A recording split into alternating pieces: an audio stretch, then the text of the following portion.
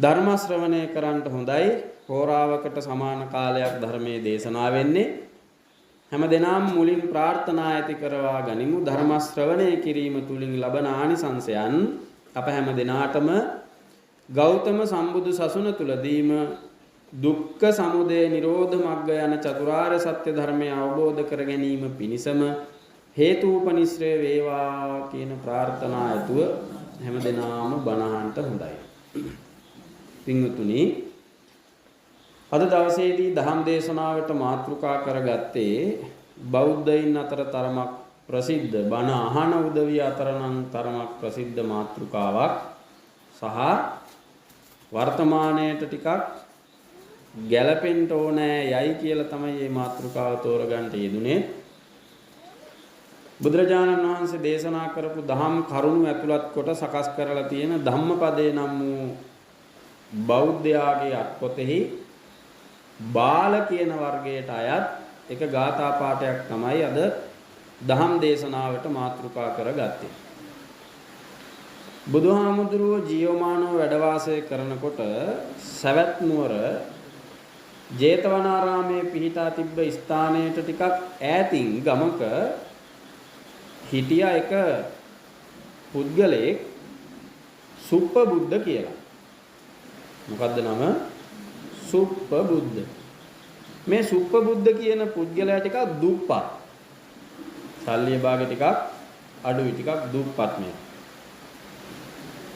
මෙයා සාමාන්‍ය මිනිස්සු වගේ නෙවෙයි. මෙයාට මිනිස්සු අතර ටිකක් යන්න අමාරුයි.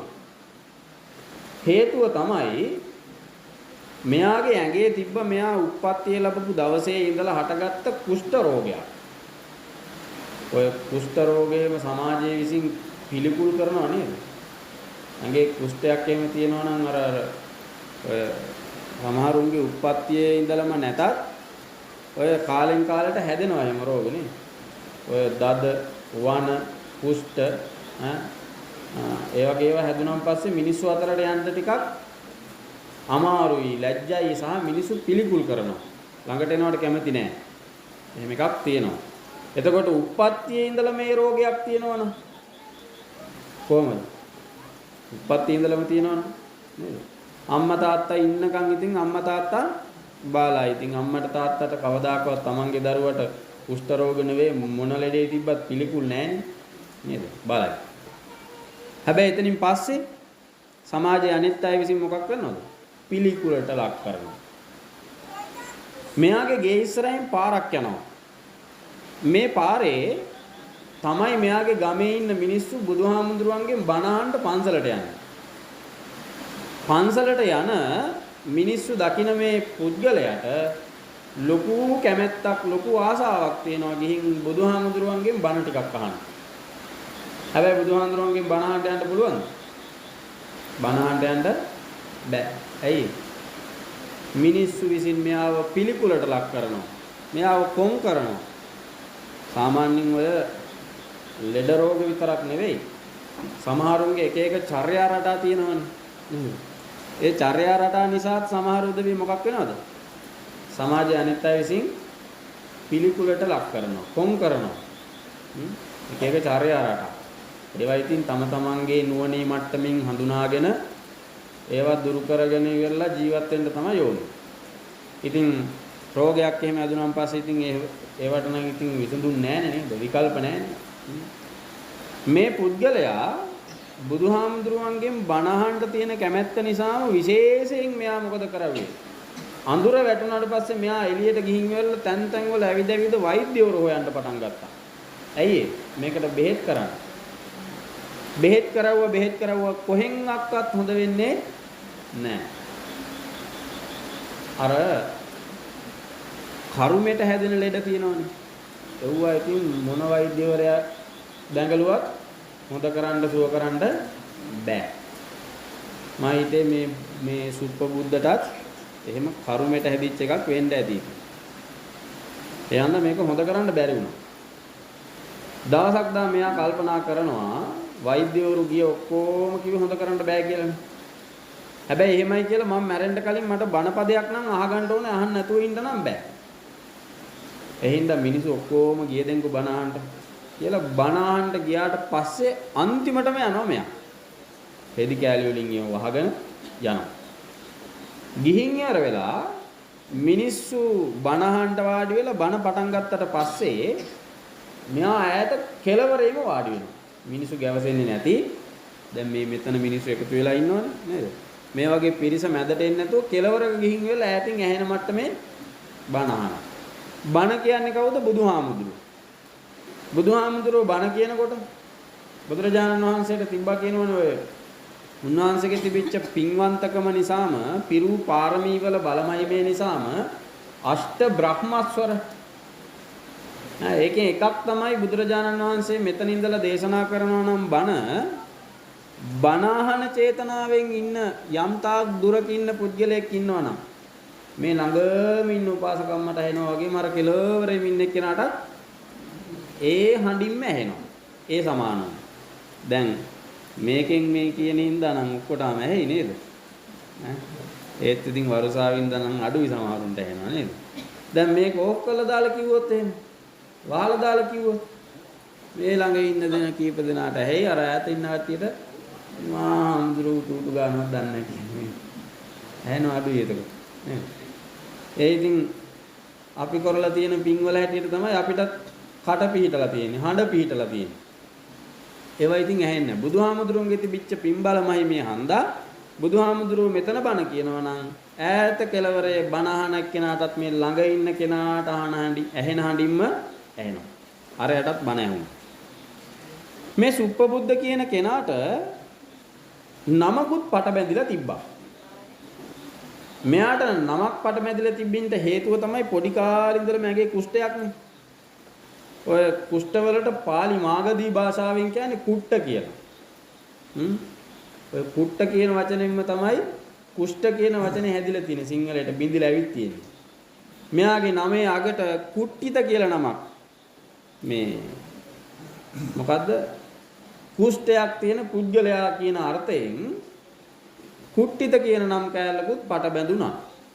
මිනිස්සු සාමාන්‍යයෙන් ඉතින් ඔය මොකක් හරි එකක් දැක්කොත් හරි නේද හැඟුණොත් හරි ඔය පදනම් හදනවනේ නේද නම් වනන් නේද?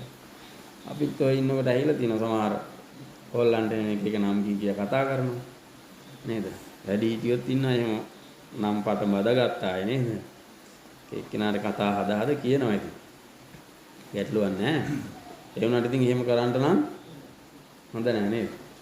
එහෙම හොඳ නැහැ. එක එක්කෙනා ඉතින් කර්මානුරූපීව Tamanට හම්බ වෙන දේන ඉතින් මේ ශරීරය කියලා කියන්නේ.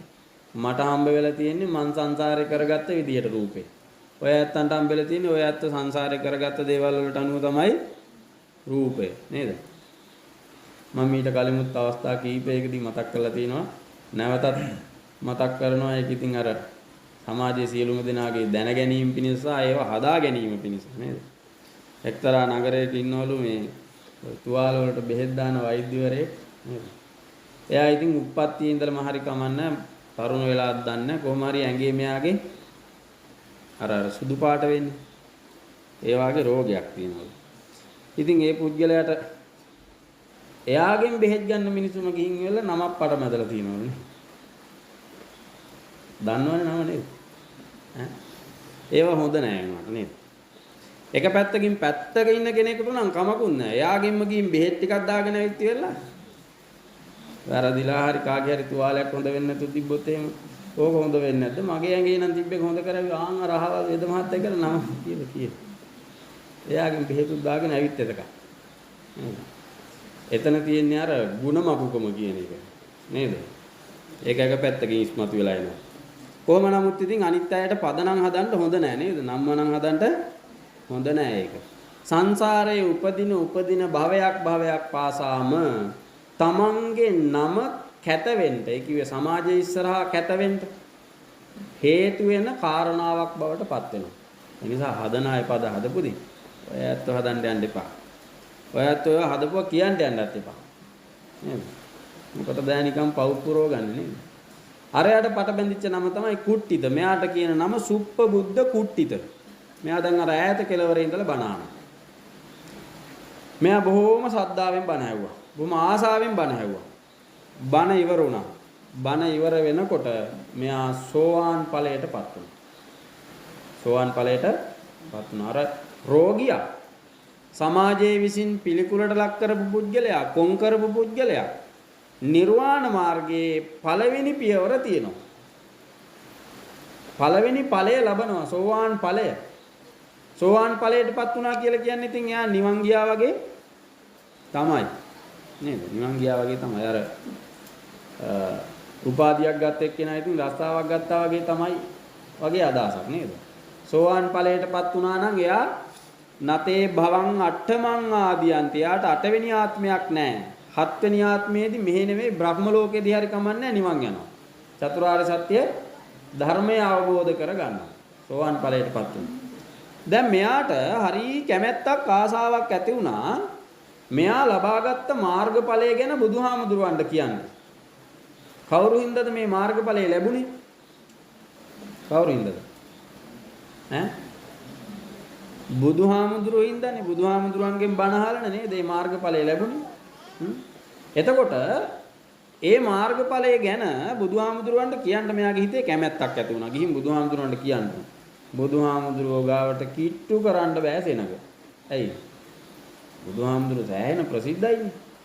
බුදුහාමුදුරුවෝ ඉතින් බණ කියනකො කොම්පස් සෑහෙන ප්‍රදේශ වලින් සෑහෙන්න මිනිස්සු එනවා. දහස් ගණන් ඇවිත් බණ අහලා ඉවරනාට පස්සේ ගිහින් වෙලා බුදුහාමුදුරුවෝ වට කරගෙන වඳිනවා, කතා කරනවා. ඔය මේ මොකක් හරි රැස්වීමක් එහෙම තිබ්බන් පස්සේ රැස්වීම ඉවරනාට පස්සේ ඉතින් ගිහින් වට කරගන්නේ ඔක්කොමලම නේද? අපෝ ලියුම් කඩදායි අරයි යනවා, ඇන්ලොක් අරයි යනවා ගිහින් කියලා නේද? අපේ දුවටත් එකක් දෙන්න කියනවා, අපේ පුතාටත් එකක් හදලා දෙන්න කියනවා, වට කරගෙන කතා කරනවානේ. ඈ? එහෙනම් මේ පැත්ත නම් කොහොමද දන්නේ? අපේ පැත්තේ එහෙම. ඉතින් ආය අර මිනිස්යා ගාවට කිට්ටු වෙන්න ඉඩක් නැහැ. හැබැයි ඉතින් ඒකත් එක පැත්තකින් හොඳ නේද? ඇයි? මිනිස්සු ඔක්කොම ටික වටුනාට පස්සේ ආය කකුල් දෙකේ පණ නැතුණොත් බිම වැටෙන්නෙත් නැහැ නේද? කෙලින් ඉන්නවා වගේ පේනවා ඒක ලෝකෙට. ඒකත් ඒ හින්දා එක පැත්තකින් හොඳයි. ඉතින් බුදුහාමුදුරුවෝ වට කරගෙන මිනිස්සු මෙයා බැලුවා බුදුහාමුදුරුවන්ට කිට්ටු කරන්න බෑ. මෙයාව පිළිකුල් කරනවනේ. මෙයා සෝවාන් වුණා කියලා අනිත් කවුරක්වත් දන්නේ නැහැනේ. මෙයා යනවා යන්න ගෙදර. ගෙදර ගිහින් පහුවෙන්ද එනවා උදේ. ගිහින් බුදුහාමුදුරුවන්ට කියන්න ඕනේ. එදා රෑ මෙයාට නිින්දක් හරියට ගියෙත් නැහැ. ඇයි මේ Taman ලබාගත් මාර්ගඵලය ගැන බුදුහාමුදුරුවන්ට කියන්න ඕනේ කියලා හිතාගෙන. පහුවෙන්ද උදේ යනකොට මේක දකින්න කවුද? දෙදෙව්ලොවට අධිපති ශක්‍ර දේවේන්ද්‍රයා දකින්න මේක. සමාජයේ විසින් කොන් කරලා හිටපු සමාජයේ අනිත් අය විසින් පිළිකුලට ලක් කරපු සුප්පබුද්ධ කුට්ටිත සෝවාන් ඵලයටපත් වුණා කියලා හිතාගෙන එයා යනවා බුදුහාමුදුරු හම්බ වෙන්න. ශක්‍ර දේවේන්ද්‍රයාට හිතුණා මෙහෙම දෙයක්. මේ ආදය ඇත්තටම සෝවාන් වෙලාද කියලා බලන්න ඕනේ. සමහරු ඉන්නවනේ සෝවාන් කියලා කියාගන්න අය නේද? සෝවාන් නේ සාතිකක් දෙනවනේ සමහර කෙනෙක්. දැන් නම් එහෙම එකක් තියෙනවා. දැන් සෝවාන් ඉස්සරනේ ඔය සෝවාන් ඵලයටපත් වුණා කියලා සාතිකෙම දුන්නේ නේද උපාසකම්ම. දැන් එහෙම නෙවෙයි දැන් රහත් කියලා කියන්නේ. මං රහත්. එහෙම ඊටත් එහා ගිහිලා දැන්. ඒ පස්සේ යන අයත් නැතුවා නෙවෙයි ඉන්නේ. මේ අස්සෙත් සමාල්ට ඇවිත් ඉඳගෙන නැති අපේ අප්පු ඔය හමුදුරු වගේ නෙවෙයි අපි රහතන් වහන්සේ සරණ යන්නේ කියලා නේ. එහෙමයි ඉන්නවා.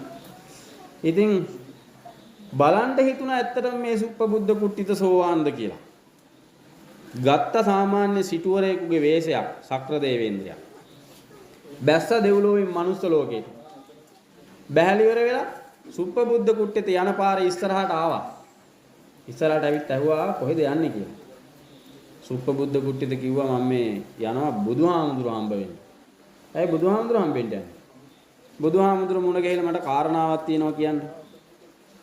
ඔය බුදුහාමුදුරු හම්බ වෙන්න ගියා කියලා කාටද හරි ගිහින් තියෙන්නේ.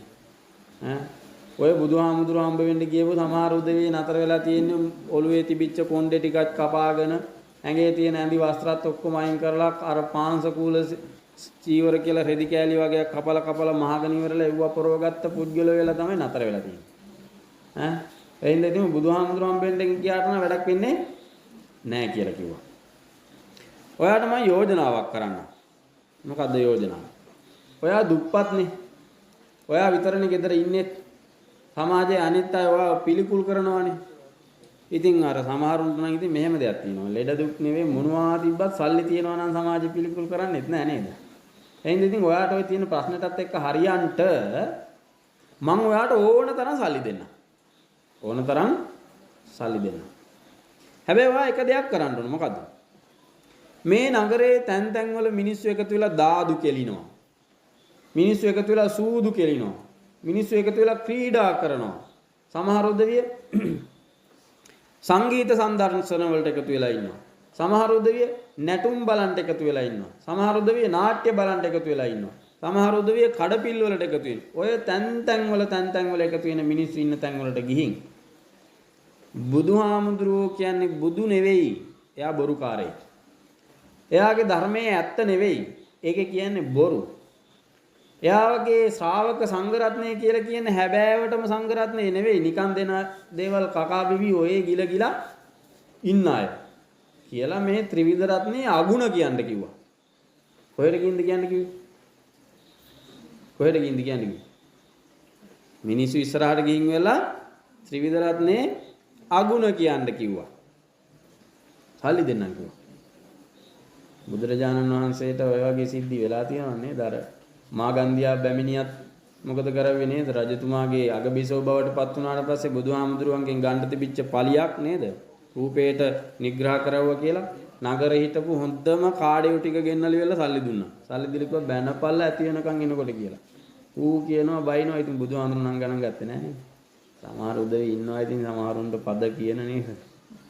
හොඳට කියන අපේ අප්පෝ බලන්න ඕනෑ ඔය හිටියාට ආයි උපාසක වාගේ හිටියට කියලා පටන් ගත්තම මුද්ද ඒවා කියලා ඉවර තමයි නවත්තන්නේ. සමහරලාට එයාගේ ළඟ අගුණයක් තියනවා වෙන්න පුළුවන්. දැන් අපි කියමුකෝ ගමේ ඉන්න උක්කු බණ්ඩා උපාසක මහත්තයා ගැන කවුරු හරි එක්කෙනෙක් ගිහින් වෙලා මේ උක්කු බණ්ඩලා නැහැ නේද? ඒකත් ඊට පස්සේ. එතකොට උක්කු බණ්ඩා උපාසක වාගේ ඔය හිටියට ඉතින් පන්සලේ ගිහින් ඉස්සරහාම ඔය සිල් ගන්ටත් ඉඳගෙන හිටියට අපේ අප්පෝ උන්දගේ කෙරුවාවල් බලන්න ඕනෑ කියලා පද කියනවා සමහරනේ. මං කියන්නේ මෙහෙමයි. ඉතින් බුදුහාමුදුරුවන්ගේ ධර්මයේ තුල තියෙන්නේ ඒ තියෙන පාඩම හරියට ඉගෙන ගන්නවා නම් උක්කු බණ්ඩා ළඟ ගුණයක් තිබ්බත් එකයි අගුණයක් තිබ්බත් එකයි. නේ අපිට මොකෝ? ඇඟේ වදිනවා අපේ. වදිනවද? එයා කරන දේවල් එයාට tie එයා ගැන තැන් තැන් වල කී විදින්න ඕනේ නැහැ නේද? සුප්පබුද්ධ කොට්ටිතට බාර දුන්න කොන්ත්‍රාත් එක තමයි මොකද්ද? ත්‍රිවිධ රත්නේ අගුණ කිය ඵලයන් සල්ලි දෙන්න. නේද? සල්ලි දෙන්න. සමහර ඔය ගම්වල ඉන්නවා ඔය ගමට මොනවා හරි හොඳ වැඩක් කවුරු හරි කරනවා කියමුකෝ. පුද්ගලයෙක් වේවා කවුරු හරි. ඕන් ඒකට කැමති නැති කවුරු හරි එමි ඉන්නවනම් මොනවා හරි ගිනි ගෙඩියක් පත්තු කරන්න ඕනෑ කියලා හිතනොත් එහෙම එක්කෝ වරෙන් කියන්න කියලා එල හොඳ වෙන් තියනවා බීම ටිකක් කියලා හොඳට අඩියක් පුඩියක් දීලා පොව්වලා. දැන් වයින් කරලා යවනවා කියපන් ගිහින් කියලා. ඉතින් කඩයක් ගානේ ගිහින් බයිනවා. දන්නෙත් නෑ ආතබ්බූතක්. අරක දාගත්තට පස්සේ මේ ලෝකෙත් නෙවෙයි ඉන්නේ. එතකොට තමයි තොරතුරු ටික ඔලුවට දැම්මේ කුණු ටික. දැන් ඒ ටික පිට කරනවා. පහුවෙන්දර තමයි දන්නේ. ආඩ මොනවා කියලාද මන් දන්නේ නැහැ කියලා. එහෙම තමයි තියෙන. එහෙම අයත් ඉන්නවා. ඉතින් සුප්පක බුද්ධ කුට්ටියටත් අර වැඩේ බාර දුන්නා. මෙයා හැබෑවටම සෝවන්ද කියලා බලා ගන්න ඕන උනේ. මෙයා ගත් කටනම කිව්වා ඔබට ලොකු වැරදීමක් වෙලා. මොකද්ද වැරදීම? ඔයා දැන් කිව්වනේ මට දිලින්දෙක් කියලා. මට දිලින්දෙක් කිව්වා. මම දිලිඳු නෑ. මං දුප්පත් නෑ. ඔයාට පේන්නේ බැලුමට මං දුප්පත් වගේ තමයි. මගේ ගෙදරත් දුප්පත් පොඩි පැල්පතක් තියෙන්නේ. මට සමහරවිට දවසට එක වේලයි කන්ට හම්බෙන්නේ. ඔයා බලන මානෙන් කෝණෙන් නම් බලනකොට හැබැයි ඉතින් මම දුප්පත් වෙන්න ඇති. හැබැයි මං හැබෑවටම දුප්පත් නෑ. ඇයි ඔබ දුප්පත් නෑ කියලා කියන්නේ? මගේ ළඟ තියෙනවා ආර්යයන් වහන්සේලා ළඟ තියෙන. කවුද ආර්යයන් කියන්නේ? ආර්ය කියන්නේ කවුද? ආර්ය කියලා කියන්නේ උතුම්. උත්තමයින් වහන්සේලා ගාව තියෙන ධන 7ක් තියෙනවා මං ගාව. උත්තමයින් වහන්සේලා ගාව තියෙන ධන 7ක් තියෙනවා මං ගාව. මං දුප්පත් නැහැ. මං පෝසත්. මම පෝසත්. මොනවද පෝසත් කියන්නේ ඔය තියෙන ධන ටික කියලා ඇහුවා. කිව්වා මං ගාව තියෙන ධන ශ්‍රද්ධා ධනය, සීල ධනය, හිරි ධනය, ඔත්තප්ප ධනය, සුත ධනය, ත්‍යාග ධනය, පඤ්ඤා ධනය. මෙන්න මේ කියන ධන හත මංගාව තියෙනවා. මන් දුප්පත් නැහැ. අනිත් එක තමයි ඔබ ඔය කියපු කාරණා ඔක්කොම වැරදි. බුදුහාමුදුරුවෝ හැබෑවටම බුද්ධ තමයි. ඒක ඔබට තේරෙන්නේ නැහැ. මම ඉන්න මානසික මට්ටමත් එක්ක මට තේරෙනවා. බුදුහාමුදුරුවෝ බුද්ධ. උන්වහන්සේ බොරුවක් දේශනා කරලා නැහැ. ඔය දේශනා කරලා තියෙන ධර්මය තන තන කියන බණ ඒ සම්පූර්ණ සත්‍යය. උන්වහන්සේගේ ධර්මය අනුගමනය කරමින් උන්වහන්සේ සරණ යන ශ්‍රාවක සංඝ රත්නය හැබෑවටම සිල්වත්. හැබෑවටම පින්වත්. ඔබ ඔය කියපු කාරණා ඔක්කොම බොරුයි. යම් කිසි පුද්ගලයෙක් ගාව අර කියපු ධන හත තියෙනවා නම් එයා දුප්පත් නැහැ. දැන් මේ ගමේ ඉන්නවනේ දුප්පත් මිනිස්සු. නැද්ද?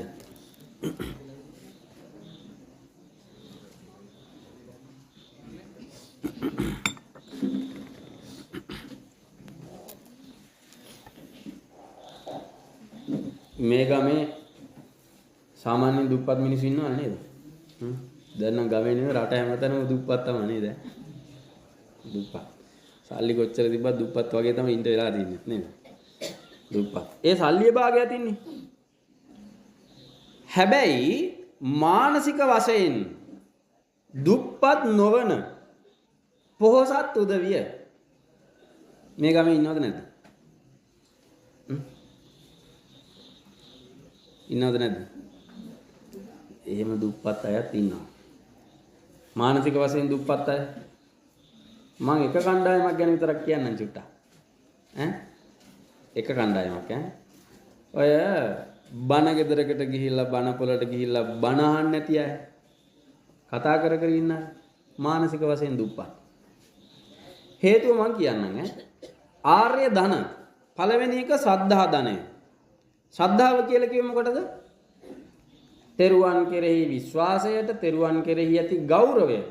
තෙරුවන් කිව්වම බුද්ධ රත්නයේ තියෙනවා, ධම්ම රත්නයේ තියෙනවා, සංඝ රත්නයේ තියෙනවා. බුදුහාමුදුරුවන්ට ගරු කරනවා නම් බුදුහාමුදුරුවෝ කියපු බණ කියවෙන තැනක කතා කරයිද? නෑ. කතා කරන්න බෑ. ශ්‍රද්ධාව තියෙන කෙනාට එහෙම බෑ. බුදුහාමුදුරුවන්ට ගරුත්වයක් තියෙනවා නම් බුදුහාමුදුරුවන්ගේ ධර්මයේ දේශනා වෙන තැනකට ඇවිදින් වෙලා වාඩි වෙලා නේද? මේ ඉස්තරාම් බැරුණත් පේන්නේ නැති තැනකට හරි වෙලා තනිකඩව නේද? පුළුවන් නම් දෑතත් නල්ලේ තියාගෙන අහන්න ඕන මේ මගේ ජීවන ගමන සරු කරගන්නටයි මග කියලා දෙන්නේ කියලා නේද? එහෙම ගරුත්වයක් නැති අයත් ඉන්නවද නැද්ද? ඉන්නවා. ඉතින් පළවෙනි ධනෙම නැත්තම් එයා දුප්පත් නැද්ද? පළවෙනි ධනෙම නැත්තම් එයා දුප්පත්. එයා දුප්පත්. ඔයත් එහෙම දුප්පත් වෙන්න එපා. මේ කියන ධන ටික සාමාන්‍යයෙන් ධනයෙන් කරන්නේ මොකද්ද කියන්නකො බලන්න. ධනයෙන් මොකද්ද කරන්නේ? සල්ලි වලින්. සල්ලි පාවිච්චි කරන්නේම මොකටද අපි? සැපෙන් ඉන්න නේද? ලෙඩක් ඇදුනන් පස්සේ සල්ලි විදන් කරලා බෙහෙත් ගන්නවා. අයියේ. සතුටින් ඉන්න. කුසගින්නට හැමදාම මාසෙට රුපියල් 20,000 ගෙදරට බඩු ගෙනත් දා ගන්නවා. නේද? දැන් නම් 20,000 සතියකට ගෙනත් දාගන්න වෙන්නේ නේද? ගෙනත් දාගන්න. ඇයි කාලා බීලා සැපෙන් සතුටින් ඉන්න. මාස දෙක තුනකට සැරයක් හරි අලුතෙන් ඇඳුමක් ගන්නවා. ඇයි? ඇඳලා පැළඳලා සතුටින් ඉන්න. අවුරුද්දකට සැරයක්වත් දැන් නම් අවුරුදු දෙක තුනකට සැරයක්වත් මම හිතේ ගියේ නැතුව ඇති. වන්දනා ගමනක් එහෙම යනවා. ඇයි? සල්ලි වියදම් කරලා යන්නේ ඇයි? සතුටින් ඉන්න. සල්ලි අපි පාවිච්චි කරන්නේ ධනෙ පාවිච්චි කරන්නේ සතුට වෙනුවෙන්. මේ කියන ධන ටිකත් පාවිච්චි කරන්නේ සතුට වෙනුවෙන්. මොන සතුට වෙනුවෙන්ද? මානසික සතුට වෙනුවෙන්. ශ්‍රද්ධාව තියෙන කෙනා බුද්ධුම සැනසෙල්ලෙන් ඉන්නේ. ශ්‍රද්ධාව හිතේ තියෙන කෙනා අපේ හාමුදුරනේ ඉතින් මගේ නම් හිතේ ශ්‍රද්ධාව ඕනෑවටත් වැඩි තියෙනවා කියලා සමහරු දුවි කියනවා. එතනම එයාගේ ශ්‍රද්ධාව ඉවරයි. ඒ කියන තැනම ඉවරයි ශ්‍රද්ධාව. එහෙම තියෙන කෙනා කියන්නේ නැහැ. එයා ක්‍රියාවෙන් ඒක පෙන්වනවා හැබැයි වචනෙන් කියන්නේ නැහැ. වචනෙන් කියනවා නම් මතක තියාගන්න එයා එතනම ඉවරයි. එයාගේ ළඟ ශ්‍රද්ධාව නැහැ. ශ්‍රද්ධාවන්තයාගේ ලක්ෂණ මොනවද? දස්සන කාමෝ සීලවතෝ සද්ධම්මං සෝතු මිච්ඡති විනෙය්‍ය මච්චේර මලං සචේ සද්ධෝති උච්චති. දස්සන කාමෝ සීලවතෝ සිල්වතුන් දකින්ට හරි කැමති. සද්ධාවන්ත පුද්ගලයා සිල්වත් අය දකින්ට කැමති. එයා පොයට හරි කමන්නේ පන්සලට යනවා උපාසකම් වලට දාන ටිකක් හදාගෙන. මොකද එදාට උපාසකම් වල සිල්වත්නේ නේද? සිල්වතුන් දකින්න. හාමුදුරුවරු දකින්ට හරි කැමති. සීලවන්ත ගුණවන්ත අය දකින්ට හරි කැමති. ඊට පස්සේ සද්ධම්මං සෝතු මිච්ඡති. මං කිව්වා දුප්පත් අය තහවුරු වෙනවා උතනින්. සද්ධර්මය අහන්න කැමති. සද්ධම්මං සද්ධර්මයේ සෝතුන් ඇසීමට ඉච්ඡති හරි කැමති. කවුද? කවුද? කවුද බණ අහන්න කැමති? සද්ධාවන්ත පුද්ගලයා. එහෙනම් බණ අහන්න අකමැති? ශ්‍රද්ධාව නැති පුද්ගලයා. එතනම ඉවරයිනේ. පළවෙනි එකෙන් ඉවරයි. එහෙනම් එයා දුප්පත්. නේද? එළිය මේ පැත්ත නම් පේන්නේ නැහැ නේ අපිට නේද? එළිය ඉන්න අය බලා ගන්න මානසික වශයෙන් දුප්පත් අය කවුද කියලා. වට හැමතැනම ඉන්න අය නේද? මානසික වශයෙන් දුප්පත්. පව් ඉති. ඒ පව්. ඒ පව්. බොහෝම වටින මනුෂ්‍යාත්මයක් ලබාගෙන ඉවරලා බොහෝම යහපත්ව ගෙවන්න පුළුවන් ජීවිතය කපා ගන්නවා නරක පැත්තට. පාර කපාගෙන යනවා මේ පැත්තට. ගිහින් නරක පාරක ගියොත් එහෙම කොහාටද වැටෙන්නේ? අර කුණු කාණු වල කුණු තියෙනව නේද? කුණු කාණු ගලාගෙන ගිහින් කොහාටද වැටෙන්නේ? කොහේ හරි කුණු ගොඩකට තමයි වැටෙන්නේ නේද? කුණු ගොඩකට තමයි වැටෙන්නේ. කුණු කාණු ගලාගෙන ගිහින් සුවඳවත් මල් තියෙන තැනකට වැටෙයිද?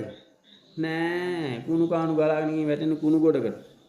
මතක තියාගන්න ජීවිතේ ඔය විදිහට ශ්‍රද්ධාවක්වත් නැතුව අයහපත් මාර්ගයේ නම් ගමන් කරන්නේ හම්බ වෙන්නේ ඊළඟට කොයි වගේ තැනද? මලාට පස්සේ අයහපත් තැනම තමයි. ඒ නිසා පව්. සද්ධාවන්ත පුද්ගලයා සද්ධර්මයන්ට හරි කැමැති. ඊට පස්සේ විනය්‍ය මච්චේර මලං මසුරු මල දුරු කරගත්ත කෙනෙක්. ලෝභ නෑ යා. එයා ශ්‍රද්ධාවන්තයි කියනවා. ඔය ශ්‍රද්ධාව තියෙන පුද්ගලයා ආර්ය ධනයකින් යුක්ත පුද්ගලෙක්. එයා දුප්පත් නෑ. එයා පෝසත්. මේ ගැන ගොඩාක් දුරට කියන්න වෙලාව මදි. ශ්‍රද්ධාව කියන්නේ මොකක්ද කියලා ඔයත් දන්නවනේ ඉතින්. ඒ ශ්‍රද්ධාව ඇති කරගන්න ඒක වටින ධනයක්. ඊගාවට තමයි සීලය. සීලය කියන්නේ අපි තුල ඇති කරවා ගන්නා වූ හික්මීමට. අපි තුල මොනවද හික්මව ගන්න ඕනේ? මොනවද හික්මව ගන්න ඕනේ? දැන් මේ කියන්නේ අර මේ කවුද? සෝවාන් ඵලයටපත් වෙච්ච සුප්පබුද්ධ කුට්ටිත ගාව තියෙන ධන. එයා දුප්පත් නෑ කිව්වනේ. හික්මව ගන්න ඕනේ මොනවද? කයයි වචනයයි. කයයි වචනයයි. එක මේ ශරීරයේ හික්මව ගන්න ඕනේ. දෙක කට පරිස්සම් කර ගන්න. නේද? ඔය දෙකෙන් වෙන වැරදි නවත්ත ගන්න එකට තමයි හික්මීම කියලා කියන්නේ. ඒකට තමයි සීලය කියලා කියන්නේ.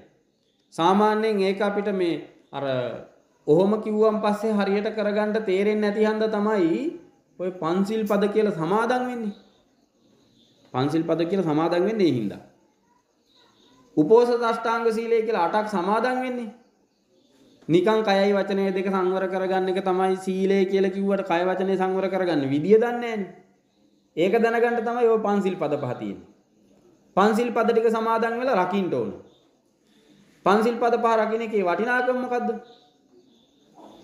ප්‍රාණඝාත අකුසල කර්මයෙන් මිදෙනවා. මම ඒක විතරක් කියන්නම් ඈ. අනිත් ඒවා ගැන කියන්න ගියොත් වෙලා යනවා. ප්‍රාණඝාත අකුසලයෙන් මිදෙනවා. පණ ඇති සතුන්ට හිංසා පීඩා කරන්නේ නැහැ, මරන්නේ නැහැ. මොකද්ද ලැබෙන ආනිසංස? මොකද්ද ලැබෙන ආනිසංස? උපදින භවයක් පාසා දීර්ඝායුෂ සම්පත්තිය ලැබෙනවා. දීර්ඝායුෂ සම්පත්තිය ලැබෙනවා. වටින්නේ නැද්ද ඒක? ඈ? එහෙනම් සීලේ ධනයක් වෙන්න බැරිද? වටින ධනයක්. මේ අපි ඔය කඩසෝරු කන රුපියල් 7 වගේ නෙවෙයි. ඈ? තෙල් ගන්න ඩොලර් වගේ නෙවෙයි. නේද? අරක වටින ධනයක්. ඇයි? උපදින භවයක් පාසා දීර්ඝායුෂ සම්පත්තිය ලැබෙනවා. සල්ලි වලින් පුළුවන් ද ආයුෂ ගන්න? පුළුවන්. කෝටි ගණන් සල්ලි තිබ්බා කියලා. මන්ට ඉතින් අවුරුදු 120ම ඉන්න පුළුවන්. ඇයි? කෝටි ගණන් සල්ලි තියෙනවනේ. පුළුවන්ද එහෙම? බෑ. හැබැයි සීලේ නම් වූ ධනෙ තියෙනවා නම් පුළුවන්. මිනිසාගේ පරමාවිෂ වින්දනය කරන්න පුළුවන්. ඔය එක සීලයක විතරක් ආනිසංස. අනිත් එක දෙව්ලොවේ ඉන්න දෙවියන් පවා වඳිනවලු. කාටද? සිල්වත් පුද්ගලයාට. එහෙනම් සීලය ධනය. ඊට පස්සේ හිරිය. හිරි කියලා කිව්වේ පව් කරන්න ඇති ලැජ්ජාව. ඇත්තෙම නැති එක නේද? සමහර අය ගා.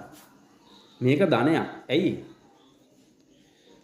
ලැජ්ජාව කියලා දෙයක් තියෙනවා නම් එයා පව් කරන්න යන්නේ නැහැ. පව් කරන්න ලැජ්ජාව නැති කෙනා මොකද?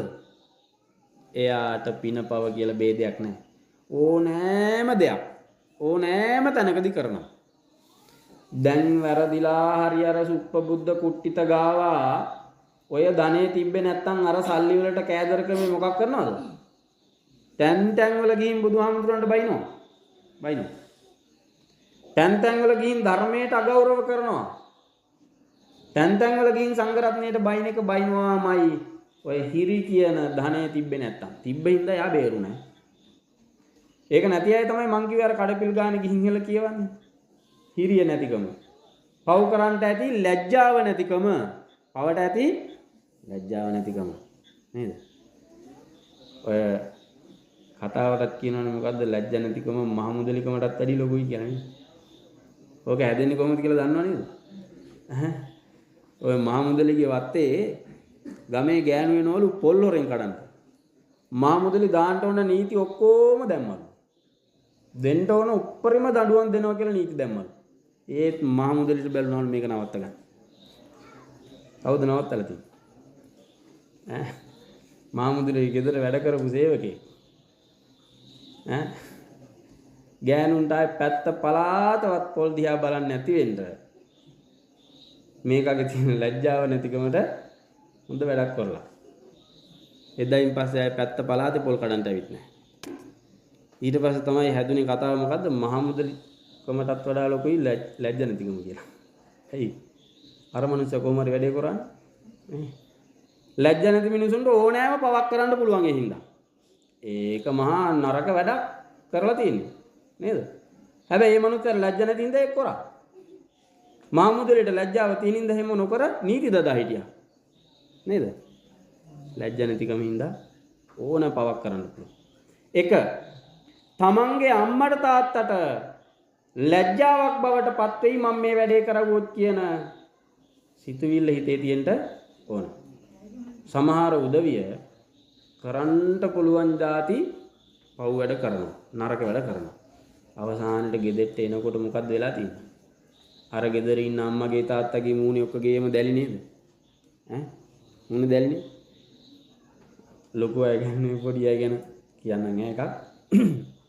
ඉස්කෝලේ මේ පන්ති යනවා කියලා යනවා. කොල්ල කෙල්ලෝ යනවා.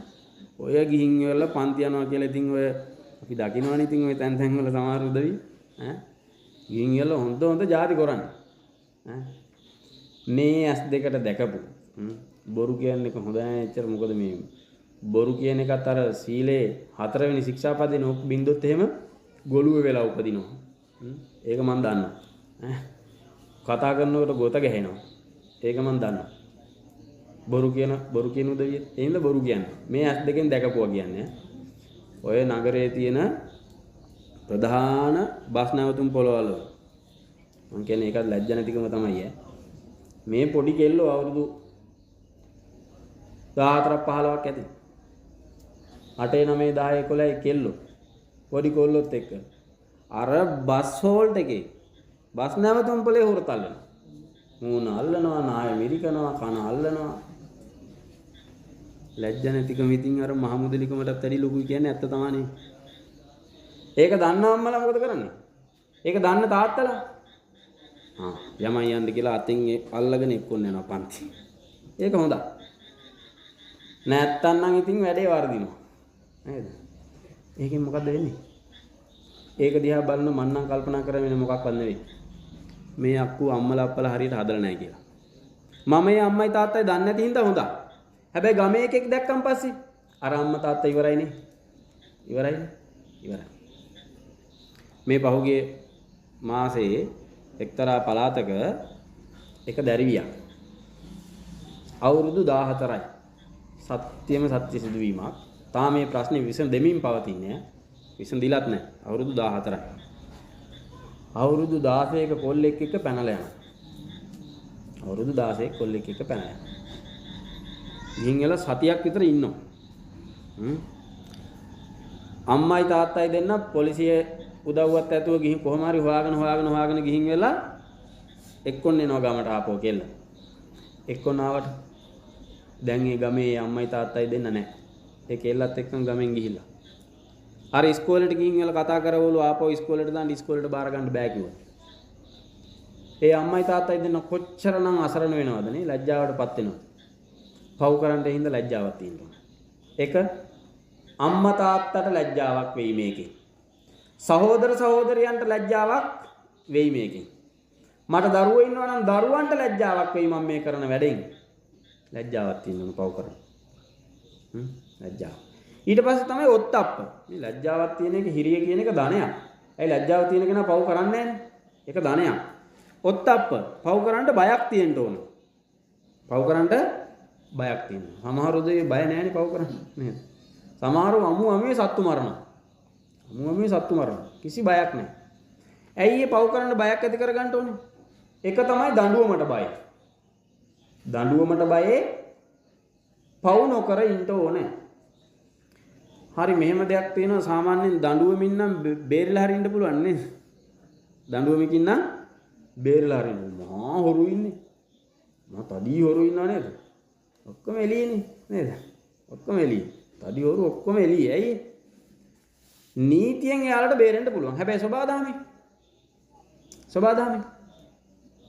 හම්බ වෙන එක හම්බ වෙනවා තමයි. ඒක නවත්තන්න කාටවත් බෑ හම්බ වෙන එක හම්බ වෙනවා තමයි. දඬුවමෙන් බේරෙන්න පුළුවන්. తాවකාලිකව හැබැයි ඒකත් ඈ. ඒ නිසා දඬුවමට බයේ පව් නොකර ඉන්න ඕන. ඊට පස්සේ හම්බ වෙන දරුණු විපාකවලට බයේ. ඔය දෙව්දත්තරු මම මේක මේ ඔත්තප්පේ ගැන මේ බණ කතාවේ අවසානටත් චුට්ටක් මතක් කරන්නම් ඈ. පව් කරන්න බය වෙන්න ඕනේ ඇයි කියලා. ඔය දෙව්දත්තරුන් ඉන්නව නේද? දෙව්දත්තරුන් දැන් කොයි විදියටද කොහෙ ඉන්නවද?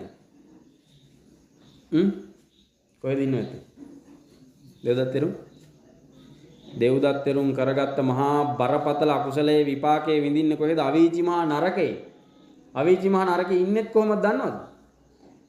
මෙයා ඉන්නේ යොදුන් 16ක් දිග, යොදුන් 16ක් පළල, යොදුන් 16ක් උස යකඩ ගිනියම් වෙච්ච පෙට්ටියක ඉන්නේ මෙයා. පෙට්ටියක. මෙයාගේ උසත් යොදුන් 16යි. දෙව්දත්තරුන්ගේ උසත් යොදුන් 16යි. යොදුන් 16ක් උස පෙට්ටියක යොදුන් 16ක උස මිනිස්සෙක් ඉන්නවනම් කොහොමද ඉන්නේ? ඔළුව උඩ මුදුනේ ගෑවිලා. කකුල් දෙක යට පතුලේ ගෑවිලා. නිකමුත් නෙවෙයි. ඔළුවේ ඉස් මුදුනේ ඉඳලා කකුල් දෙකේ යටිපතුල් දක්වාම මහ විශාල තඩි යකඩ කඳක් ගිනියම් වෙච්ච යකඩ කඳක් ඔළුවේ ඉඳලා මේ පල්ලෙහා දක්වාම බහැලා තියෙනවා. ඉස් මුදුනේ ඉඳලා කකුල් දෙක දක්වා පහාරු කරගෙන ඇඟ ඇතුලෙන් ගිහින් තියෙනවා. ඉස්සරහට පස්සට යන්න බෑ. ඒ වගේම තඩි යකඩ කඳක් මේ දෙපැත්තෙන් බඩ පසාරු කරගෙන එහා කෙළවරට හයි වෙලා තියෙනවා. අනිත් පැත්තට හැරෙන්නත් බෑ. බඩේ ඉස්සරහා බැම්මේ ඉඳලා පිටිපස්ස බැම්මටත් ඒ වාගේම ගිනියම් වෙච්ච යකඩ කඳක් හින්දී. කිසි පැත්තකට හෙල්ලෙන්න බෑ. හැම පැත්තෙම පිච්චි විඳවනවා. තාම විඳවනවා. මේ බණ කියන මේ බණ අහන මේ වෙලාවෙත් එයා ඒ විදිහට විඳවනවා. ඇයි? පව් කරපු එකට. එහෙනම් පව් කරන්න බය වෙන්න ඕනේ නැද්ද? පව් කරන්න බය වෙන්න ඕනේ. ඔය බල්ලු බලලු වෙලා උපදින්නේ පව් කරන අයනේ ගිහිල්ලා. ඔය බල්ලු බලලු විඳින්නේ සැපද්ද දුකද්ද? විඳින්නේ මහා අමු දුකක්. පව් කරන්න බය වෙන්න ඕනේ ඒකයි. පව් කරන්න එනම් බයක් ඇති කර ගැනීම ධනයක් නෙමෙයිද? මොකද පව් කරන්න බය කෙනා පව් කරන්නේ නැහැ.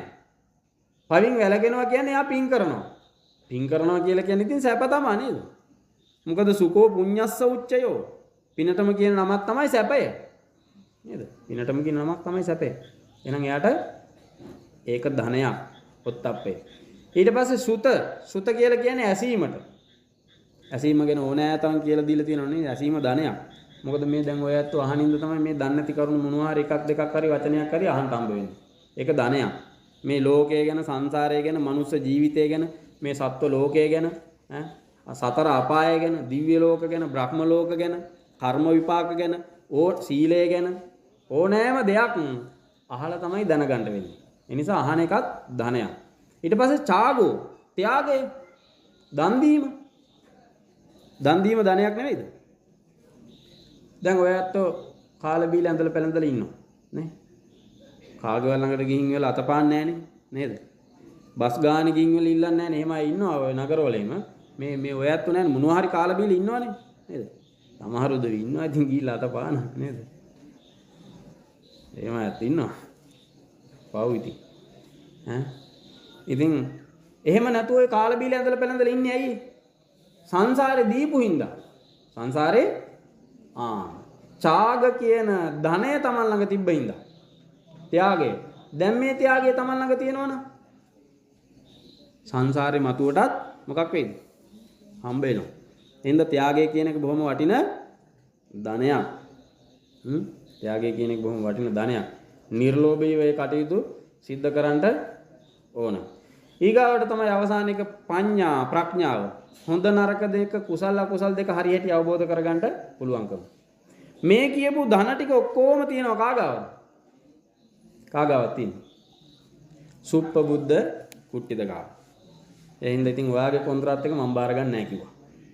මං යනවා බුදුහාමුදුරන් බෙන්න කියලා ගියා බුදුහාමුදුරන් බෙන්න. බුදුහාමුදුරන් බෙන්න ගිහින් ඉවරලා බුදුහාමුදුරන්ට වැඳලා එකත් පසක වාඩි වෙලා බුදුහාමුදුරන්ට කිව්වා බුදු පියාණන් වහන්සේ මම ලබාගත්ත මාර්ගඵලය මෙන්න මේකයි. ඊයේ බණහලා ලබාගත්තේ. ඊයේ බණහලා ලබාගත්තා. බුදුහාමුදුරන්ට කියලා බොහොම සතුටින් බුදුහාමුදුරන්ට වැඳලා ආපිට යන්න ගියා. යන අතර මග මහ විශාල තඩි එළදෙනක් ඇවිත් වෙලා යන්න මේ මිනිස්සයාට. කාටද අයින්නේ? සුප්පබුද්ධ කුට්ටිතට. එන්න එතනම මැරුණා. එළදෙන ඇනලා එතනම මැරුණා. දැන් සමාජයේ මුළු නගරේම කතාවක් පැතිරලා යනවා. මොකද්ද? බුදුහාමුදුරු හරි ජගතලු. හැබැයි ඉතින් බුදුහාමුදුරු ගාවට ඇවිදින් ගියපු සුප්පබුද්ධ කුට්ටිත යන ගමන නවත්ත ගන්න බැරි වුණා. මැරෙන්න යන්නේ කියලා දැන දැනත් නවත්ත ගන්න බැරි වුණා කියලා සමාජයේ කතාවක් රාවයක් පැතිරලා යන්න පටන් ගත්තා. පන්සලටත් ආවා මේ කතාව. හාමුදුරුවෝ අතරත් කතා වුණා. පෘථග්ජන හාමුදුරුවෝ ඇත්ත නේනම් බුදුහාමුදුරුවන්ටත් බැරි වෙලා තියෙනවනේ සුප්පබුද්ධ කුට්ටිතගේ ජීවිතේ බේරගන්න. නේ? බඩගිනි ඇතිමයි ඉතින්. බන්ජුණ්ඩන් දුන්නා නම් ඔය පිටිපස්ස කුස්සිය පැත්තේ සද්ද නොකර කාලයයි යන්නේ.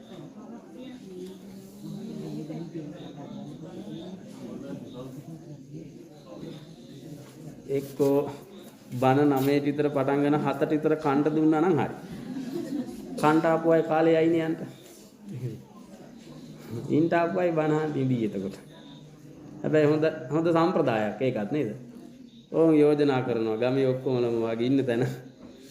ඈ මාමා ගමටම බන අහන්න කියලා නේ තියෙන්නේ. ඕම් ඔක්කොටම යෝජනා කරනවා එහෙනම් 9ට බන පටන් ගමු 7ට විතර කන්ට දෙන්න. එතකොට හොඳයි. කාලයයි යන්නේ එතකොට.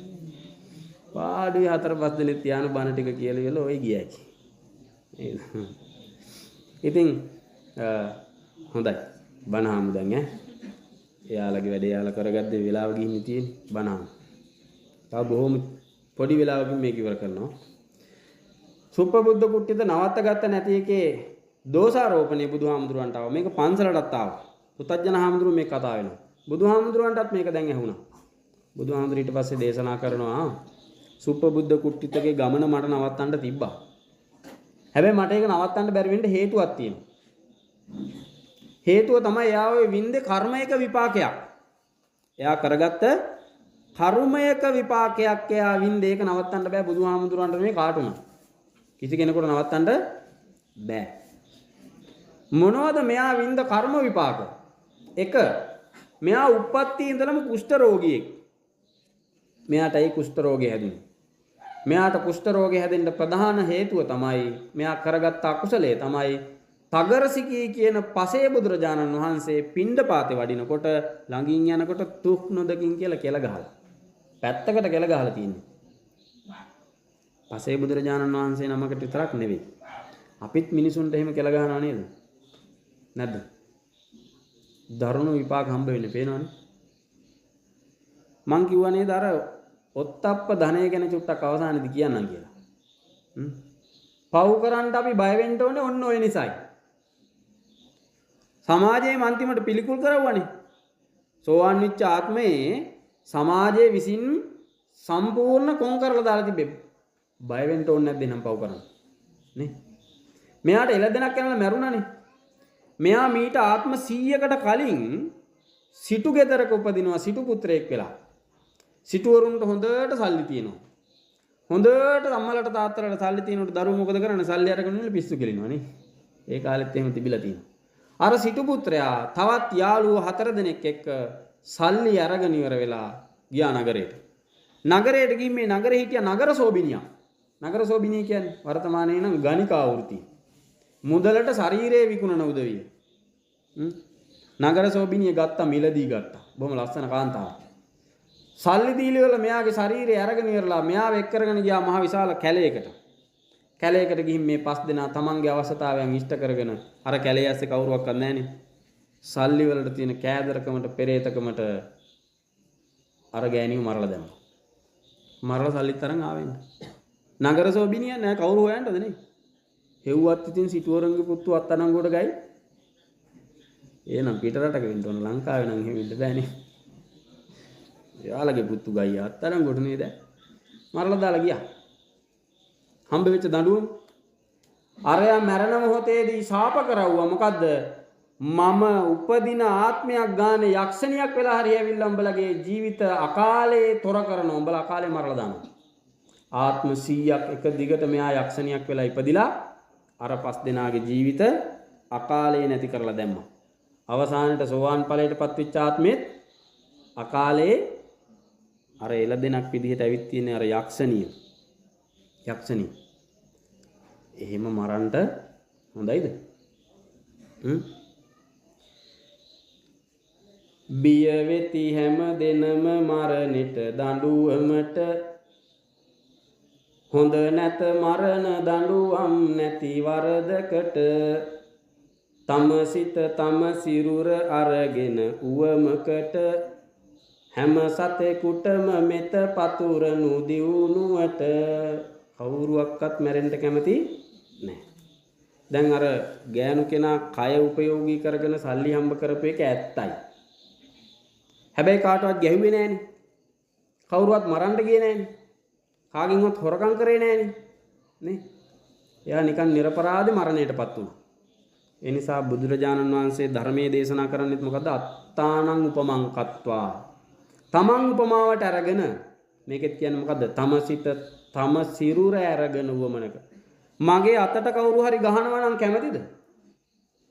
මගේ අතට කවුරුවක්වත් ගහනවට කැමති නෑ වගේම තමයි අනිත් කෙනාගේ අතට ගහනවට කැමති නෑ. මගේ හිත රිද්දනවා නම් කාට හරි කවුරු හරි පදයක් කියලා මං අකමැති වගේම තමයි අනිත් කෙනත් අකමැති. තමන්ගේ සිත තමන්ගේ සිරුර උපමාවට ගන්න. මං අකමැති දඬණයට දඬුවමට අනිත් කෙනත් අකමැති දඬුවමට. මම අකමැති මරණයට අනිත් කෙනත් අකමැති මරණයට. ඒක හිතන්න බැරි උදවිය ගිහිල්ලා මොකද කරන්නේ? තමන්ගේ කුස පොරව ගැනීම උදෙසා මහා පෞකාර විදියට සත්තු මරනවා. මරන්න. කුඹුරු කොටනකොට හේන් කොටනකොට ඉස්සර හිටපු උදවිය සද්ධාව නිසාම නේද? තිබිච්ච පවට තිබිච්ච බය සහ ලැජ්ජාව නිසාම මහා විශාල ගිනි ගොඩක් ගහනවා. ගිනි ගොඩ ගහන්න කලිමුත් හූ තියලා නේද? ඉන්න සත්තු ඔක්කොම එලවලා තමයි ගින්න ගහන්නේ. දැන් වට කරලා ගින්න ගහන්න නේද? ඇයි? ඔත්තප්පේ නැහැ. පවට බය නැහැ. සහ තමන් උපමාවට අරන් හිතන්නේ නැහැ. මම ඉන්න ගෙදර ගිනි ගන්නවා. ගේ අස්සට වෙලා ගිනි ගන්නකොට ওই රූපවාහිනියම දකින්න නේද? ගෙවල් ගිනි ගන්නකොට ඇතුලේ ඉන්න උදවිය කොහොමද කෑ ගහන්නේ? අනේ ඉතින් භාවනා කරන්නා වගේ ඉන්නවද කරබාගෙන? ඔන්න ඔය පිච්චිලා ගියේ දැන් ඉතින් ඔය කර්මයක් වෙන්න ඇයි කියලා ඉන්නවා. තඩි විශාල ඔය මහල් නිවාසවල ගිනි හත ගන්නව නේද? ජනල් වලින් පනින්නේ. අය පැන්නට පස්සේ කුඩු වෙලා මැරෙලයි කියලාවත් හිතෙන්නේ නැහැ. ගින්නට බය පනිනවා. නෑ? තමන් බයයි වගේම තමයි අනිත් අයත් බයයි. තමන් අකමැති වගේම තමයි අනිත් අයත් අකමැති. නේද? අකමැති. ඒ නිසා ඔය එක එක කෝන්තර හිටවල තියාගෙන නේද අනිත් අයට පද හදන්නට හරි අනිත් අයගෙන් පලි ගන්නට හරි මොනවාකටවත් යන්න එපා. මොකද මම කැමති නැත්නම් අනිත් අයත් කැමති නෑ. හැම සතෙකුටම මෙත පතුරනු දියුණුවට හැම සතෙකුටම කිව්වන් පස්සේ එක්කෙනෙක්වත් මග හැරෙන්නේ නෑ. එක්කෙනෙක්වත් මග හැරෙන්නේ නෑ. අම්මගේ තාත්තගේ ඉඳලා සහෝදර සහෝදරියන්ගේ ඉඳලා දුවලගේ පුතාලගේ ඉඳලා ගම්වාසීන්ගේ ඉඳලා අසල්වාසීන්ගේ ඉඳලා රටවාසීන්ගේ ඉඳලා සියලුම දෙනා හැම දෙනාටම මෙත පතුරවන්න කියලා කියන්නේ මෛත්‍රිය පතුරවන්න. මොකටද දියුණුවට? නරකක් වෙන්නේ නැහැ. වරදක් වෙන්නේ නැහැ. ඒ නිසා බුදුරජාණන් වහන්සේ වෙලාවේ දේශනා කරනවා චරන්ති බාලා දුම්මේදා අමිත්තේනේ වත්තනා කරන්තෝ පාපකං කම්මං යං හෝති කටුකප්පල. මේ ගාථාවේ තේරුම පැහැදිලි කරන්න ගොඩාක් වෙලා යනවා. බොහොම කෙටියෙන් කියන්න. බාලා කියන්නේ සද්ධර්මයේ නොදන්න. දුම්මේදා කියන්නේ අනුවණයක්. අත්තනා කියලා කියන්නේ තමන්ට. අමිත්තේනේව කියලා කියන්නේ හතුරෙක්ව. පාපකං කම්මම් පවිතු ක්‍රියාවන් කරන්තෝ කරමින් ජීවිතේ පවත්වාගෙන යනවා. සද්ධර්මයේ දන්නේ නැති බාල පුද්ගලයා තමන්ටම තමන් හතුරෙක් බවට පත් කර ගනිමින් පෞකාර වැඩ කර කර ජීවත් වෙනවා. පව් කරන කෙනා මෙතන සඳහන් වෙන්නේ ওই බණ පොතේ හොඳට කියලා තියෙන පව් කරන කෙනා තමන්ට හතුරුකම් කරන හතුරෙක් එක්ක ජීවත් වෙනවා වගේ කියලා. තමන්ට හතුරුකම් කරන හතුරෙක් එක්ක එකට ජීවත් වෙනවා වගේ තමයි පව් කරන කෙනා. ඇයි? ඒ තමන් කරන පවේ දරුණු විපාකය තමන්ටමයි. තමන් කරන පව නිසා අවැඩක් සිද්ධ වෙන්නේ තමන්ටමයි. ඒ නිසා පවින් වැළකීලා යහපතෙහි ඇසිරෙන්න ඕනේ. සුප්පබුද්ධ කුට්ටිත සෝවාන් ඵලයටපත් වෙන අවසාන ආත්මයේ මොකක් වුණාද? කර්මයේ විපාක හම්බ වුණා. බුදුරජාණන් වහන්සේටත් බුද්ධත්වයටපත් වෙලා කර්ම පහක් විපාක දුන්නා. කර්ම පහක් බුදුහාමුදුරුවන්ට එහෙම විපාක දුන්නා නම් ආය අපි ගැන කවර කතාවද? යකඩ මල්ලට ගුල්ල ගැහුවනම් පුළුම් මල්ල ගැන ආය කතා කරලා වැඩක් නැහැ. බුදුහාමුදුරුවන්ටත් කර්ම විපාක හම්බුණා නම් ආය අපි ගැන කතා කරලා වැඩක් ඇත්තෙම හම්බෙන එක හම්බ වෙනවා. අපිට හම්බ වෙනවා. කොහොම කරත් හම්බ වෙනවා. ඒ නිසා පවින් මිදෙන්න. පව් කරනකොට නම් හරි සතුටුයි. හරි ජොලි. ඉතින් හොඳට ජොලියෙන් සතුටින් පව් කරනවා. හැබැයි ඉතින් කිරි දෝපු ගම මිදෙන්නේ නැහැ. කිරි දෝපු ගම මිදෙන්නේ නැහැ. මිදෙන ටිකක් පරක් වෙනවා. පවේ විපාකයත් එහෙම තමයි. කරපු ගමන් හම්බෙන්නේ නැහැ. සතෙක් මැරුවා කියමුකෝ. මරලිවල ඉතින් හරි ජොලියෙන් පුච්චලා හැම අරලිවල අපේ අප්පෝ හොඳට තෙල් මිරිස් දාලා ගම් මිරිස් ටිකක් දාලා නයි මිරිස් දාලා හොඳට හදලා කනවා. තව කට ගැස්මට වගේ කියලා මොනවා හරි බොන්ටක් තියාගන්නවා. ඇති සමහරු නේද? එහෙම තියාන කරනවා. වැඩේ හම්බ වෙනකොට තමයි හම්බ වෙන්නේ ඊට පස්සේ නේ. ඒ වෙලාවට ජොලි සතුටුයි. හැබැයි විපාක හම්බ වෙනකොට දරුණුයි, දුකයි, රළුයි. මහා පීඩනයක් ඒක Tamanට.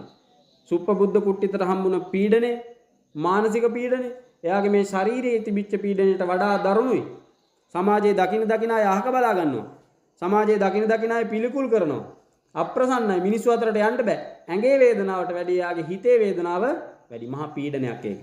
ඒ නිසා පවින් මිදෙන්න, පවින් වැළකෙන්න, යහපතේ හැසිරෙන්න කියන යෝජනාව සිද්ධ කරමින් දහම් දේශනාවේ දහම් කරුණු ටික නිමාවටපත් කරනු ලබනවා.